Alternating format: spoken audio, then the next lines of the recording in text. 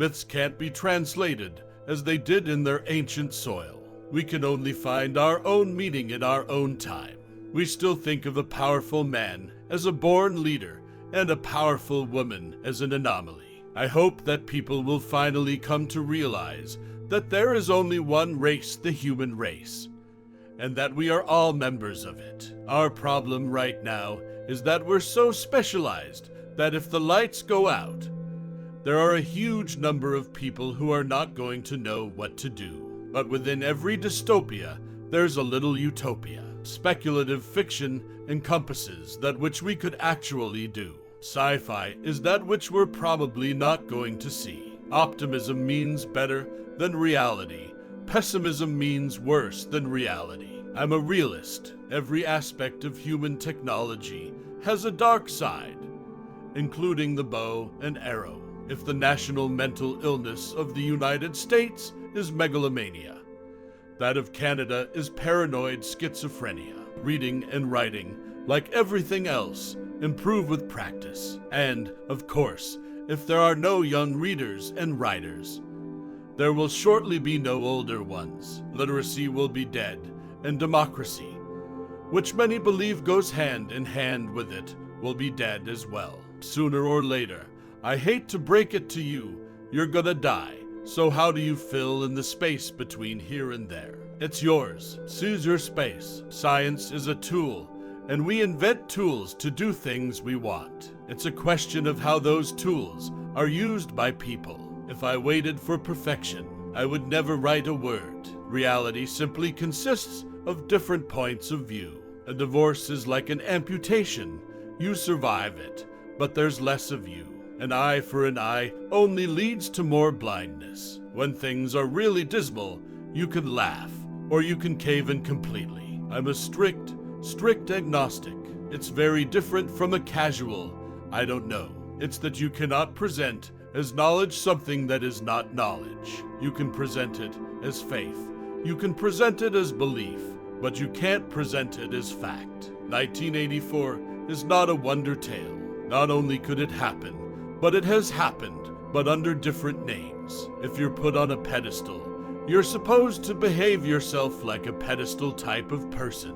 Pedestals actually have a limited circumference, not much room to move around. Gardening is not a rational act. For years I wanted to be older, and now I am. The thing about delirium is you think it's great, but it actually isn't. A word after a word after a word is power. Some of our earliest writing, in cuneiform, was about who owes what. Science and fiction both begin with similar questions. What if? Why? How does it all work? But they focus on different areas of life on Earth. People use technology only to mean digital technology. Technology is actually everything we make. There is good and mediocre writing within every genre. I particularly like Twitter, because it's short and can be very funny and informative. It's a little bit like having your own radio program. Fiction is not necessarily about what you know, it's about how you feel. That is the truth about fiction, and the other truth is that all science is a tool, and we use our tools not to actualize what we know, but to implement how we feel. My brother and I were both good at science, and we were both good at English literature. Either one of us could have gone either way. Never pray for justice, because you might get some. This above all, to refuse to be a victim. We have to rethink our whole energy approach, which is hard to do because we're so dependent on oil, not just for fuel but also plastic. If plastic vanished, there would be total chaos. We have to think quite carefully about using oil and its derivatives, because it's not going to be around forever. War is what happens when language fails. Before the Civil War, Canada was at the top of the Underground Railroad. If you made it into Canada, you were safe unless someone came and hauled you back. That was also true during the Vietnam War for draft resistors. There's a difference between describing and evoking something.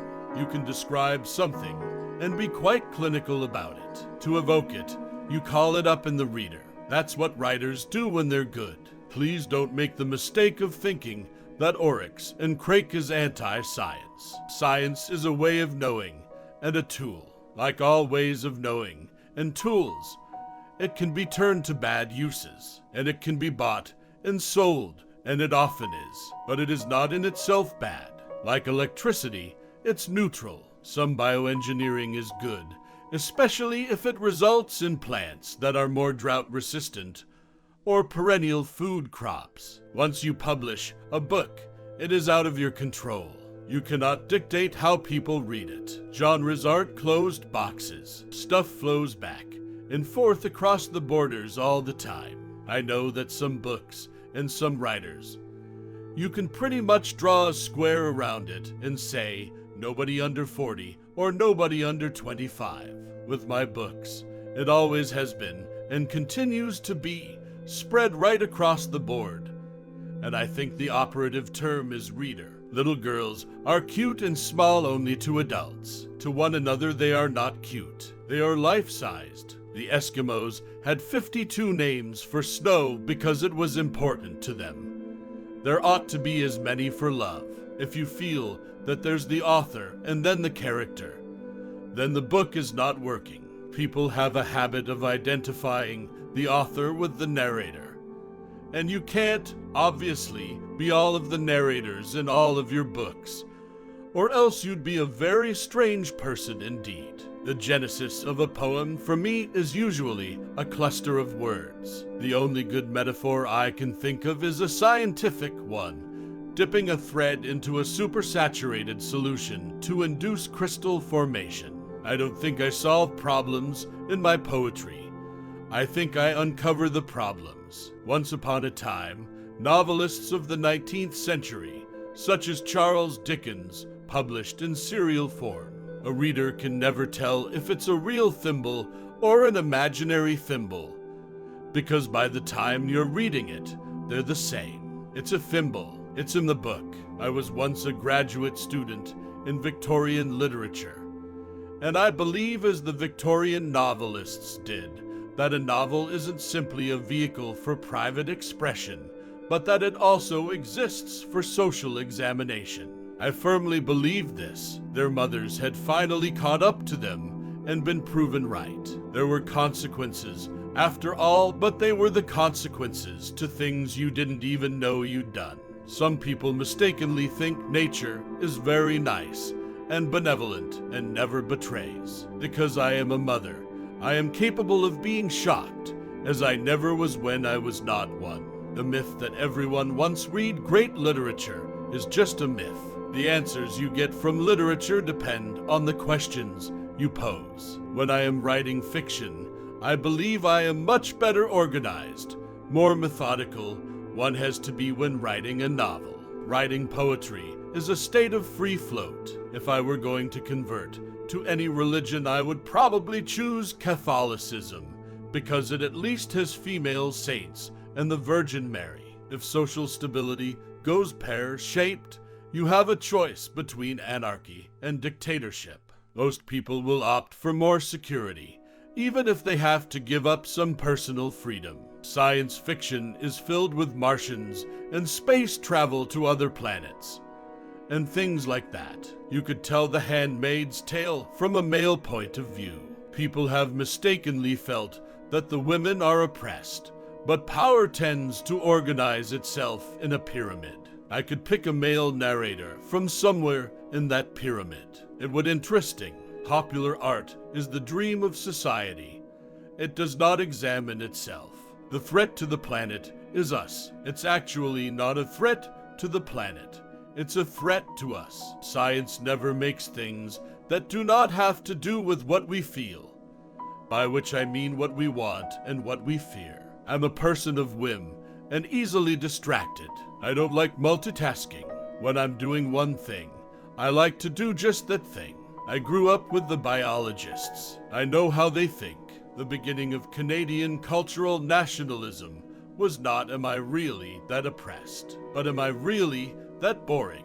Younger people have greatest fears. Why is that? Because they don't know the plot. They don't know their own individual plot. They don't know what's going to happen to them.